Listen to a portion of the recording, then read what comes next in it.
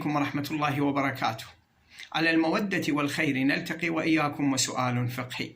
سؤالنا لهذا اليوم: ما حكم تناول الصائم الطعام أو الشراب نسيانا في نهار شهر رمضان؟ الجواب: تناول الطعام أو الشراب نسيانا من قبل الصائم في نهار الصوم لا يؤثر على صيامه، وصومه صحيح، سواء كان ذلك في نهار شهر رمضان أو في قضائه أو عند الصوم المستحب. والحمد لله رب العالمين، وصل يا رب على محمد وآله الطيبين الطاهرين.